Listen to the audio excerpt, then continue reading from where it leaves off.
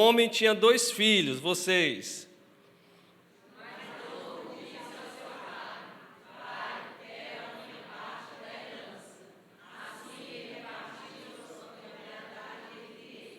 Não muito tempo depois, o filho mais novo reuniu tudo o que tinha e foi para uma região distante.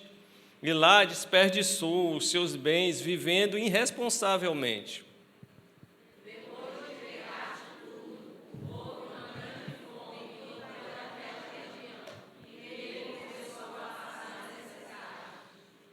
Por isso, foi empregar-se com um dos cidadãos daquela região, que o mandou para o seu campo, a fim de cuidar de porcos.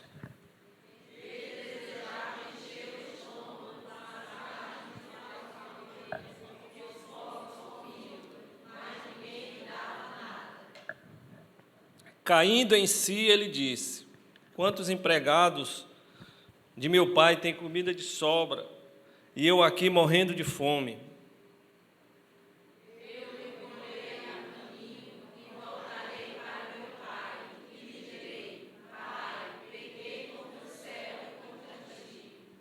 Não sou mais digno de ser chamado teu filho. Trata-me como um dos teus empregados.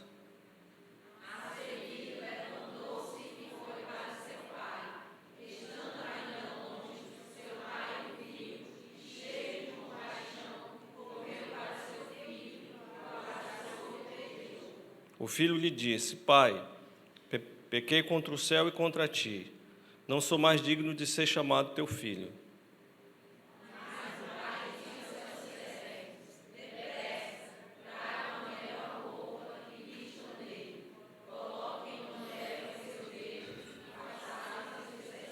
Tragam um novilho gordo e matem-no.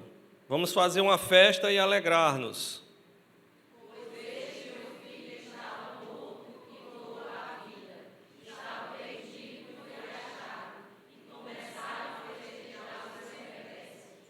Enquanto isso, o filho mais velho estava no campo. Quando se aproximou da casa, ouviu a música e a dança.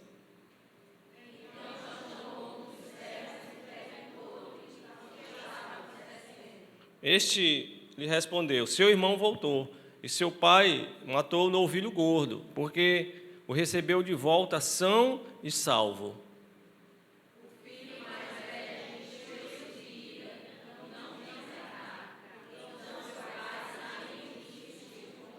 Mas ele respondeu ao seu pai: olha, todos esses anos tenho trabalhado como um escravo a teu serviço, e nunca desobedeci às tuas ordens, mas tu nunca me destes nem um cabrito para eu festejar com os meus amigos.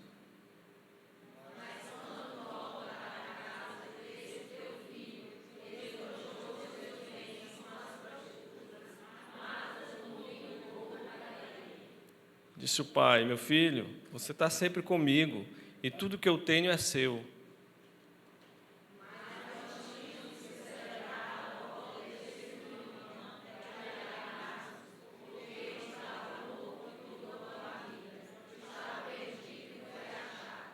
Diga amém.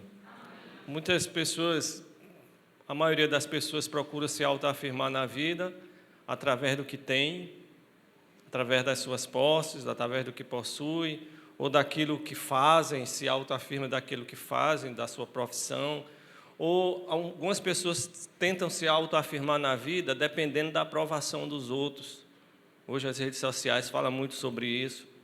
Mas quando essas coisas desaparecem, surge uma sensação profunda de vazio. Isso é chamada crise de identidade. Crise de identidade. E essa realidade, essa crise de identidade, ela também aparece na vida espiritual.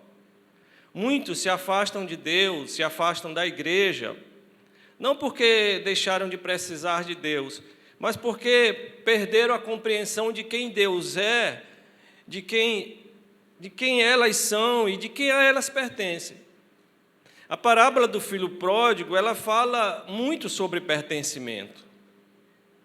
Essa parábola, ela é a história das pessoas que perderam a visão do pai. Um filho saiu porque achou que a vida boa, que a felicidade estava longe da presença do pai. O outro filho permaneceu em casa, dentro de casa, mas o seu coração também estava longe do pai. Então, na verdade, são dois filhos perdidos, um fora e um dentro de casa. E no centro da história está o pai. E essa história, esse sermão, eu já havia preparado há 2 semanas. Não sabia que seria Dia dos Pais, não sabia que teria tudo isso. Mas coube ao Senhor preparar, porque no centro da história está o pai, revelando que o verdadeiro lar não é apenas um lugar. Isto é, a igreja não é apenas um lugar, é um relacionamento. O que acontece quando nós deixamos de enxergar a casa do Pai como o lugar onde nós pertencemos? Essa é a pergunta que eu gostaria de responder com vocês nessa noite. O que acontece quando nós deixamos de enxergar que a casa do Pai é o lugar onde pertencemos? O tema dessa noite está aí, vamos ler? Longe da mesa do Pai, o caminho de volta para casa. Em primeiro lugar, quando nós perdemos a identidade, nós começamos a procurar a vida longe da mesa do Pai. Quando a nossa identidade entra em crise, quando nós começamos a ter crise de identidade, a saber de quem nós somos de fato, se eu sou serva de Deus, se eu sou filho de Deus, quem eu sou, então a gente começa a procurar vida longe da mesa do Pai. Vida longe da presença do Pai. Versículo 12, o texto diz então que o mais novo disse ao seu pai: Pai, eu quero a minha parte da herança. E assim ele repartiu sua propriedade entre eles. Meus queridos, aqui não era apenas um pedido para receber uma herança. Irmão Nunes, naquele tempo, naquela cultura, quando um filho pedia isso, ele estava dizendo mais ou menos o seguinte: eu só quero aquilo que você pode me dar, mas eu não quero mais a sua presença. É como se o filho, a sua filha, chegasse para você e dissesse: ó, pai, eu só quero o seu dinheiro, mas eu não quero mais estar na sua casa. Isso era terrível para um pai. Isso era dizer assim: pai, para mim você está morto. Na cultura oriental era isso. Acredito que até hoje, se um filho chegar para um pai e pedir herança, o que é que o pai vai pensar? Já pensou? O filho, ele não queria apenas sair de casa, ele queria construir uma vida independente e longe da mesa do pai. Porque ele acreditou que a liberdade, que a felicidade estava fora da presença do pai, que a felicidade estava em outros lugares, que a vida seria melhor quando ele não precisasse mais obedecer. Então a vida seria melhor. Mas aquilo que parecia liberdade se tornou escravidão. Porque muitas vezes, meus amados irmãos e irmãs, nós valorizamos aquilo que muitas vezes se perdeu de nós. Muitas vezes nós valorizamos algo somente quando a gente perde. Somente quando a gente está longe. A distância, muitas vezes, revela o valor daquilo que antes parecia comum. Tem uma música do Nelson Gonçalves, e, por favor, não se escandalizem, que eu gosto muito dessa música do Nelson Gonçalves. Naquela mesa, ele falava sempre o que era bem melhor naquela mesa, e a música fala de um filho que diz: eu não sabia que doía tanto, numa mesa no canto, uma sala e um jardim. Se eu soubesse o quanto dói a vida, essa dor tão doída não doía assim. Agora, nem sobra mais o seu bandolim. Naquela mesa está faltando ele, e a saudade dele está batendo em mim. Todas as vezes, Dia dos Pais, eu canto essa música. E lembro do meu velho pai.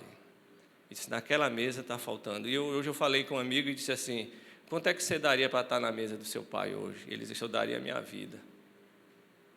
Ele disse: eu também daria a minha vida para estar na mesa do papai hoje, comendo com ele, conversando com ele, ouvindo as histórias dele. A mesa do pai, na mesa do pai é diferente. E a distância e o tempo, ele revela algo que antes parecia comum para mim. Todos os domingos, sentar na mesa lá do papai e almoçar com ele, era comum, mas hoje, como eu sinto falta. Como eu sinto falta do papai dizer: meus filhos, hoje aqui tem picanha aqui em casa. Não é pela picanha, é pela aquela mesa grande, aquela mesa que está lá na chácara. Uma mesa grande, ele fez uma mesa com 10 cadeiras.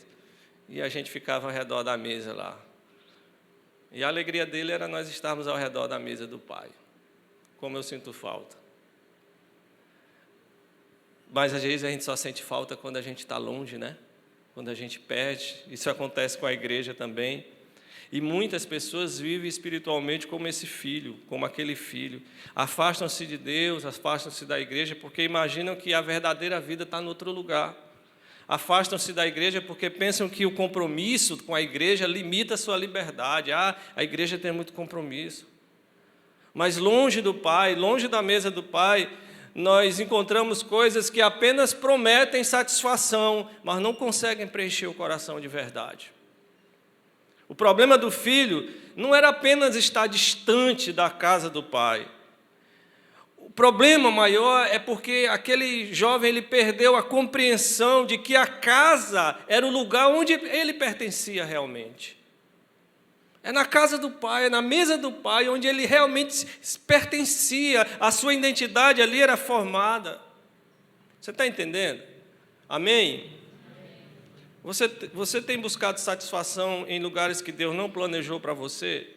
Você tem buscado se satisfazer em lugares onde Deus diz: opa, filho, filha, esse lugar eu não projetei para você. Você tem buscado satisfação nesses lugares?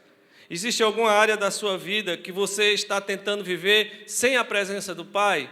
Existe algum compartimento na sua vida, algum cômodo aí secreto, que você está querendo viver bem, mas sem a presença do Pai? Você tem valorizado a sua comunhão com Deus? Você tem valorizado a comunhão na igreja? Você tem valorizado a casa do Pai? Quando nós perdemos a identidade, nós começamos a procurar a vida longe da casa do Pai. Em segundo lugar, quando reconhecemos nossa condição, nós descobrimos que a graça de Deus sempre nos chama de volta. Você pode dizer amém?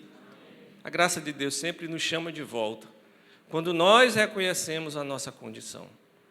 Então, aquele filho pega a sua herança, o texto diz que ele gasta irresponsavelmente, ele vai para longe, para uma região distante, e aí ele começa a passar fome, o dinheiro acaba, lógico, e o texto diz que ele chega numa situação tão calamitosa que ele desejava comer comida que os porcos comiam. E foi trabalhar lá para um senhor. Para você ter uma ideia, o porco era um animal imundo para o judeu. Então, é como se Jesus estivesse dizendo, eles foram trabalhar com os animais mais imundos.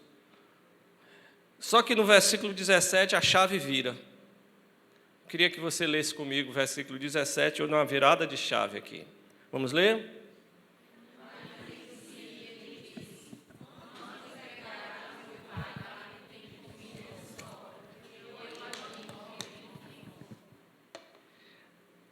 Caindo em si. Você sabe o que é cair em si? É colocar a mão na consciência e ele cai em si. Ele, no momento aqui mais importante da sua caminhada, foi onde ele percebeu onde realmente ele estava. Não foi quando ele saiu de casa. Essa expressão cair em si, ela revela assim um estalo, ela revela assim um start na consciência da pessoa. Ela revela uma mudança interior, como se fosse uma lâmpada que acende na sua consciência. É como se antes ele estivesse dominado por uma ilusão. A ilusão de que, longe do Pai, longe da mesa do Pai, longe da igreja, ele encontraria liberdade. Essa era a ilusão. E agora ele cai em si e ele reconhece a sua verdadeira condição. Ele diz: olha, quantos empregados do meu pai. Os empregados do meu pai, eles têm comida de sobra. E eu aqui estou morrendo de fome. Ele percebe que a distância do Pai, a distância da igreja, a distância do Senhor, a distância da mesa do Pai, não trouxe para ele aquilo que ele gostaria, não trouxe a vida que ele imaginava, pelo contrário, trouxe vazio, trouxe perdas, trouxe escravidão. É isso que o pecado faz, e é isso que acontece quando nós nos distanciamos da mesa do Pai. Mas algo começa a mudar na vida desse jovem.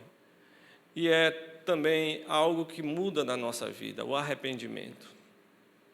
O arrependimento começa quando nós paramos de tentar justificar nossas escolhas, quando nós paramos de tentar justificar nossa distância e nós reconhecemos a nossa necessidade de voltar. Isso é arrependimento. E talvez, irmãos, existem muitos milagres, louvado seja Deus, Deus ainda opera milagres, mas o maior milagre que pode ocorrer é o arrependimento. O maior milagre é a conversão, é quando o Espírito Santo entra na alma de uma pessoa e esse Espírito Santo regenera as faculdades emocionais, mentais e volitivas de alguém. É quando a alma desta pessoa se converte. Antes ela estava nas trevas, agora ela está na luz. Antes ela desejava o pecado, hoje ela foge do pecado. Este é o maior milagre que pode acontecer na vida de um ser humano, é o novo nascimento, é o arrependimento. E aqui esse filho, ele não volta porque merece, ele volta porque ele percebe que precisa do Pai.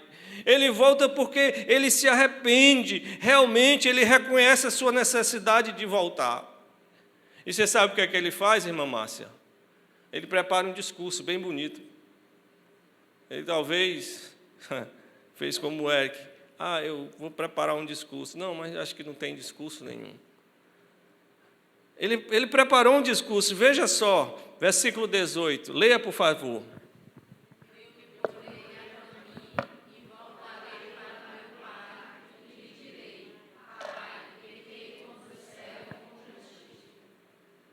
Esse é o discurso.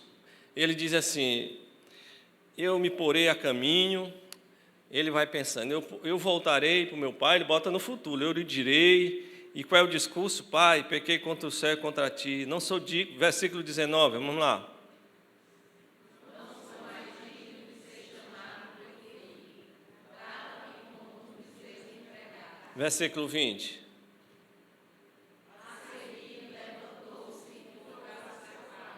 Pois é. Pronto, só até aí.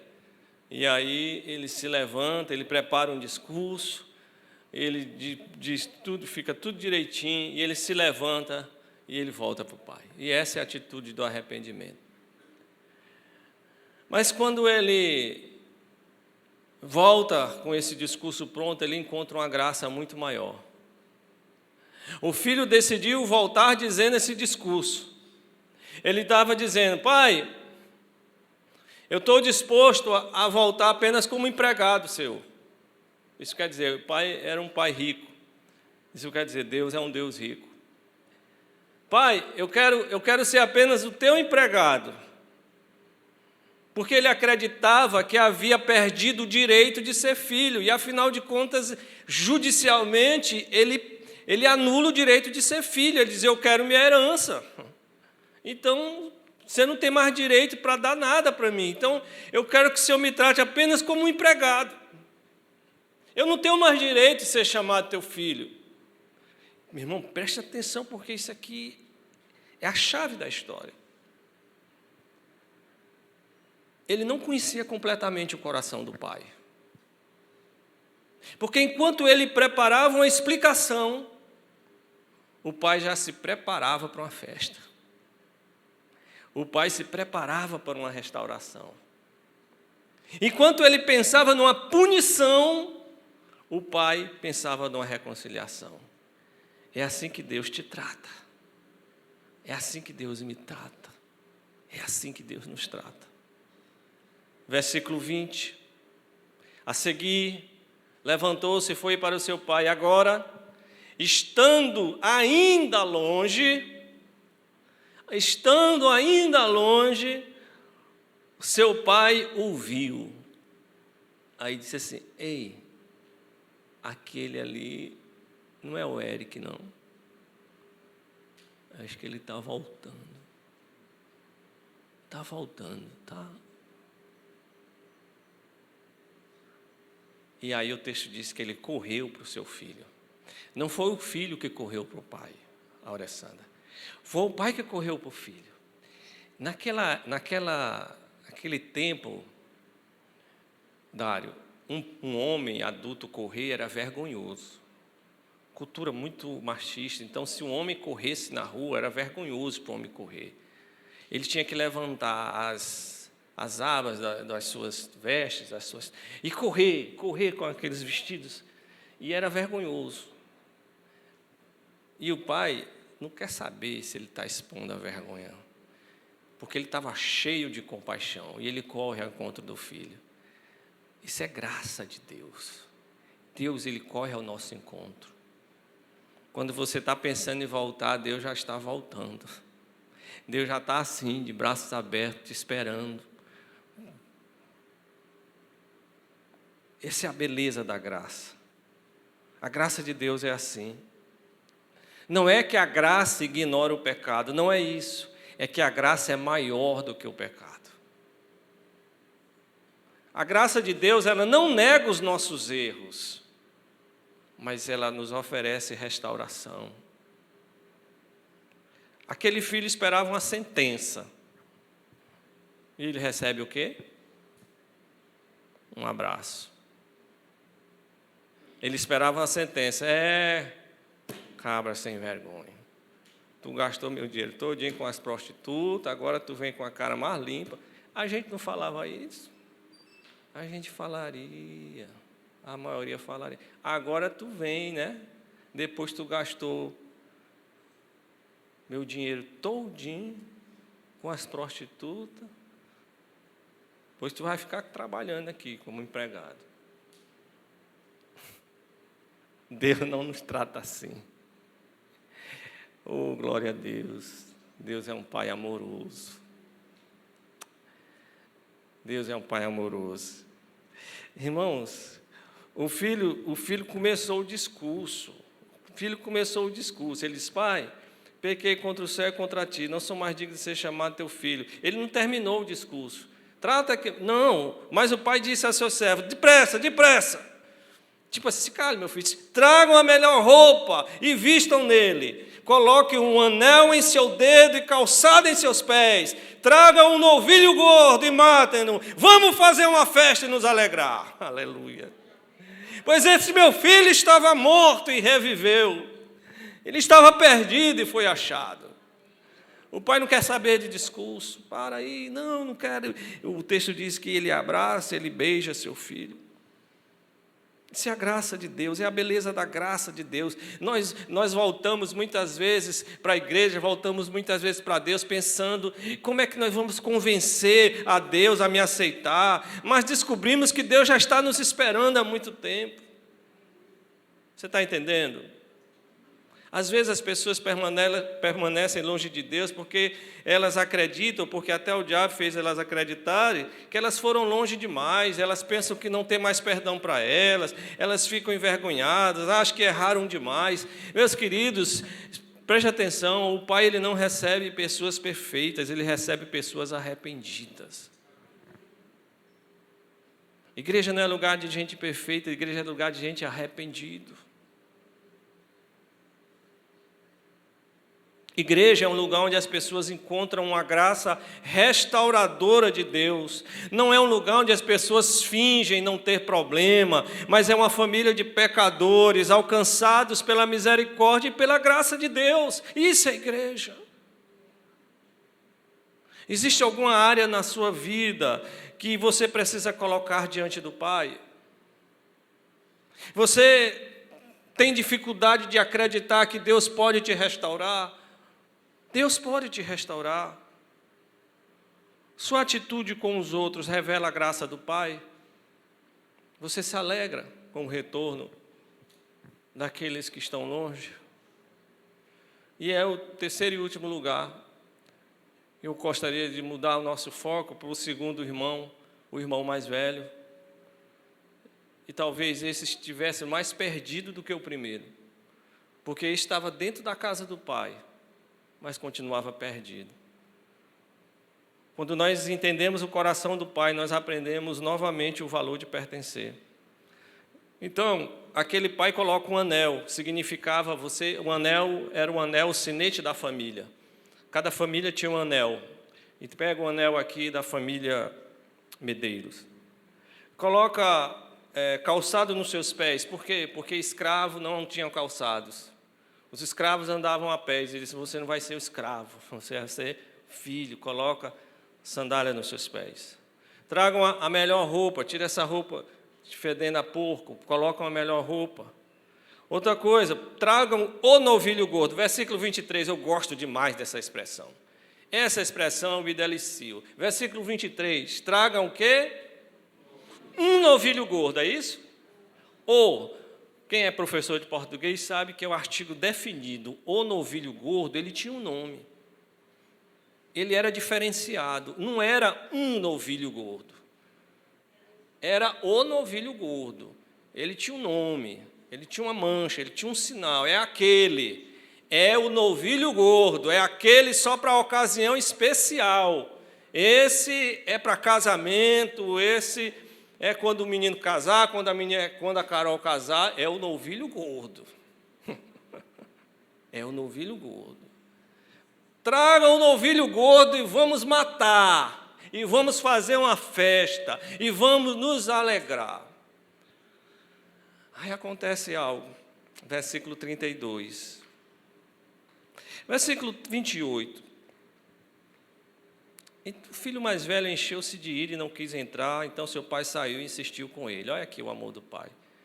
Mas ele respondeu ao seu pai, ao filho mais velho, olha pai, todos esses anos tenho trabalhado como um... Ele se via como um escravo, não como um filho.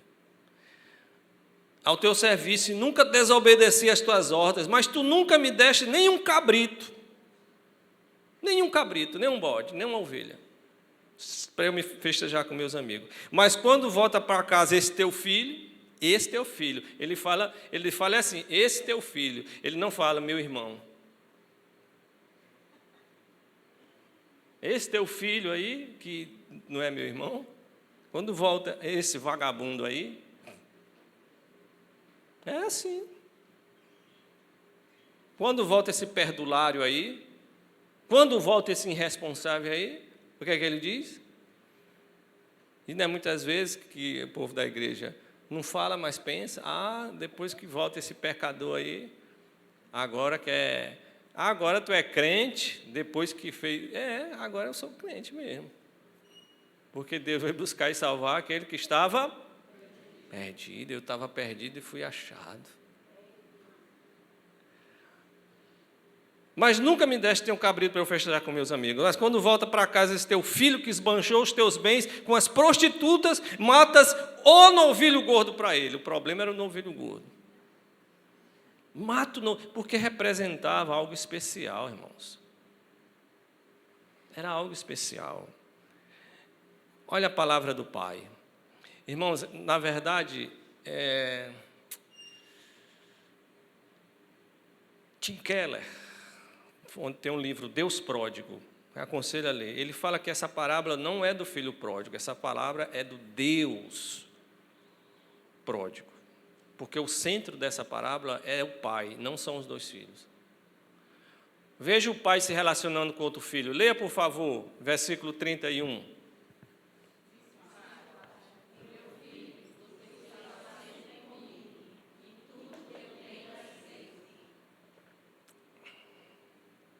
E ele vai consolar o outro filho. Ele diz, meu filho.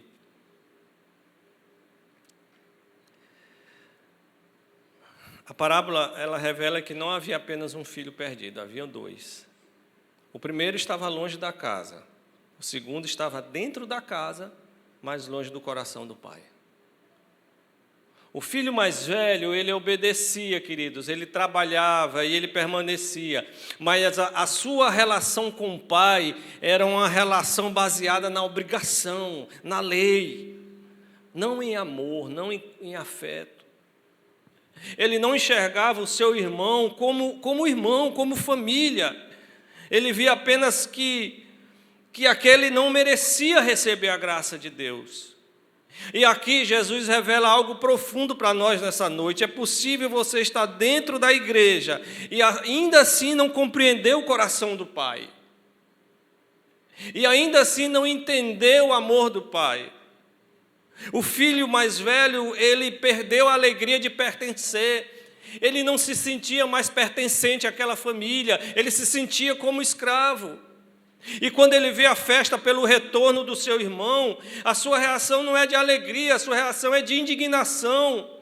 Ele não consegue celebrar, ele não consegue se alegrar. Queridos, isso é revelador demais. Ele achava que a casa era apenas um lugar de trabalho e não um lugar de relacionamento. Ele estava ali perto fisicamente, mas ele estava distante emocionalmente, e isto é uma grande advertência para nós na igreja. Que nós podemos nos envolver com a igreja, nós podemos participar das atividades da igreja, nós podemos cumprir algumas responsabilidades na igreja, mas nós podemos estar na igreja sem alegria de pertencimento. A gente não tem alegria de pertencer. A gente não tem alegria em servir. É como uma pessoa que pode morar numa casa e ainda assim não se sentir pertencente a esta casa.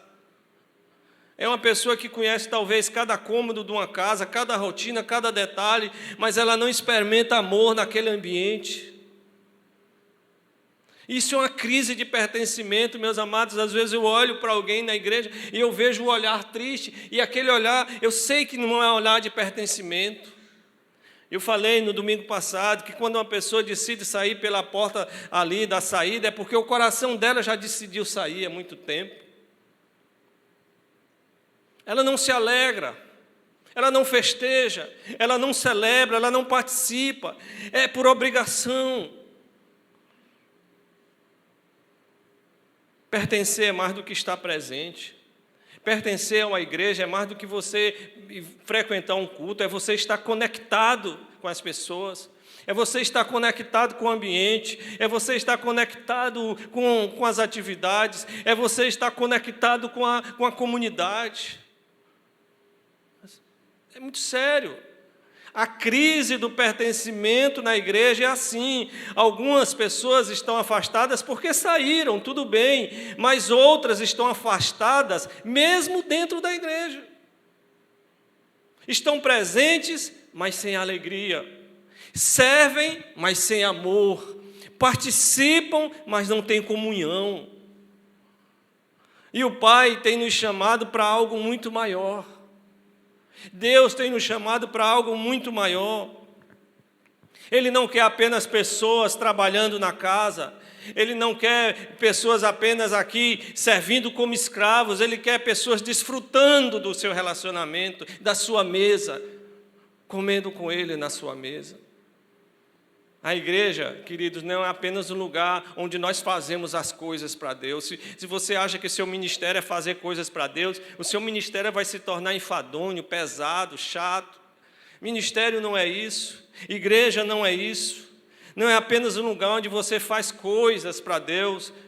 É uma família onde você experimenta a graça de Deus, onde você aprende a compartilhar a graça, o amor e a misericórdia de Deus uns com os outros. Isso é a igreja. Então você tem vivido a igreja como uma obrigação ou como uma família?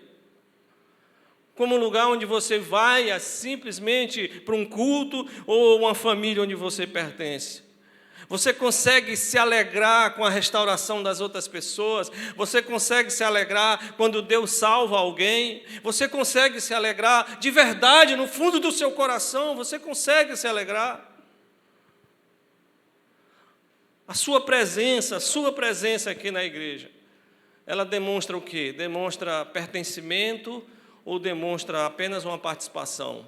Porque dentro de um auditório como esse, existem aqueles que participam, mas existem aqueles que pertencem. E Deus tem nos chamado para um pertencimento, para uma família. E eu quero concluir, queridos. A história, ela começa com o filho dizendo: pai, eu quero minha herança. Pai, eu quero minha parte. E ela termina com o pai dizendo: filho, tudo que é meu é teu. Tudo que é meu é teu. Tudo que eu tenho é seu. Meu filho, você está sempre comigo. No começo, nós vemos alguém aqui tentando encontrar vida longe do pai. No final, nós vemos um pai revelando que a verdadeira vida sempre esteve perto dele. O filho mais novo, ele precisava voltar para casa, para a mesa do pai. E o filho mais velho precisava aprender a amar a mesa do pai. Aqui, talvez, nós temos filhos mais novos e filhos mais velhos. E nós também precisamos lembrar. A igreja, queridos, não é um lugar que simplesmente nós vamos, nós participamos. A igreja é uma família da qual nós fazemos parte. É uma família da qual nós fazemos parte. E pertencer não significa encontrar pessoas perfeitas, eu estou repetindo isso. Significa encontrar pessoas alcançadas pela graça de Deus. Louvado seja o Senhor. Igreja não é um lugar onde os perfeitos permanecem, porque aqui não existem perfeitos. É um lugar onde os arrependidos, é um lugar onde os que foram restaurados aprendem a caminhar juntos.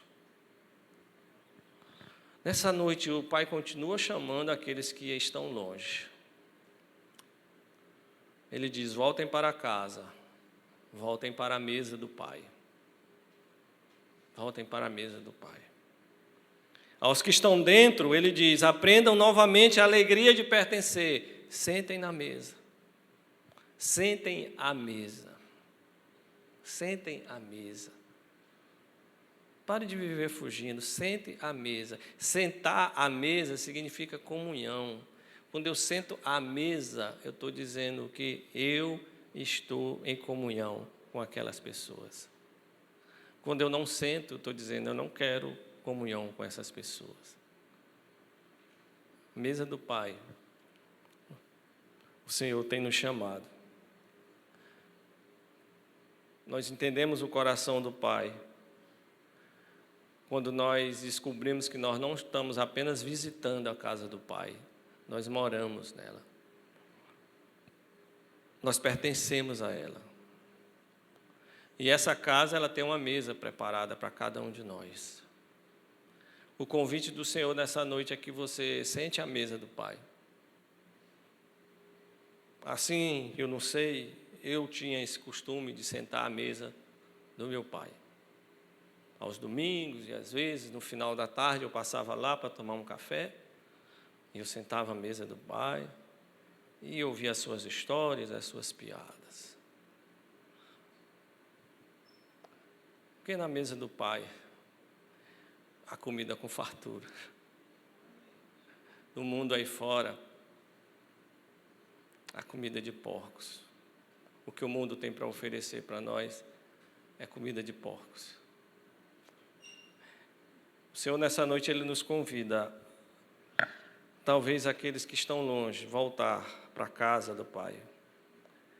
Mas para aqueles que também que estão dentro, a aprender novamente a alegria de pertencer. Todos nós podemos ficar de pé e orar por isso. Todos nós podemos apresentar a nossa vida diante do Senhor.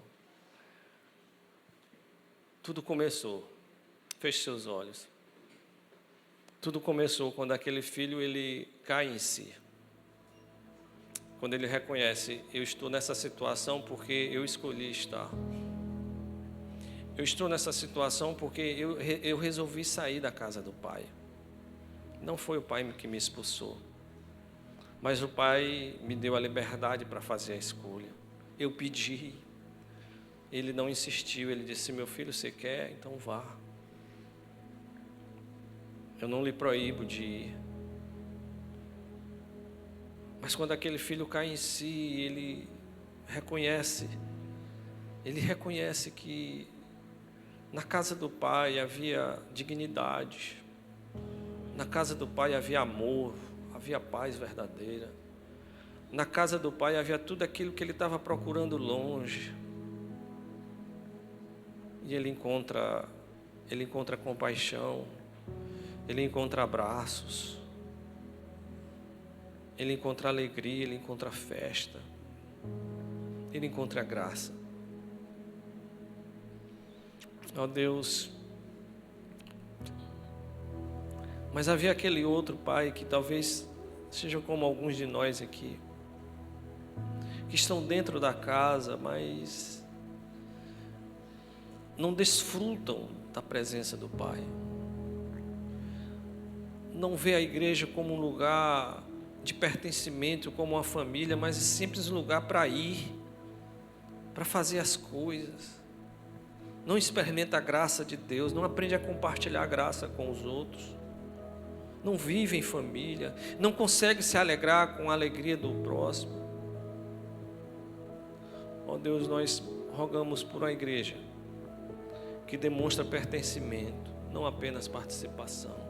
Nós oramos por pessoas que têm um coração conectado uns com as outras, umas pessoas que estejam conectadas pela graça de Deus, reconhecendo que todos nós estamos numa caminhada, que todos nós permanecemos porque fomos restaurados e estamos caminhando junto, aprendendo a caminhar, não porque somos pessoas perfeitas, mas porque somos pessoas alcançadas pela essa graça.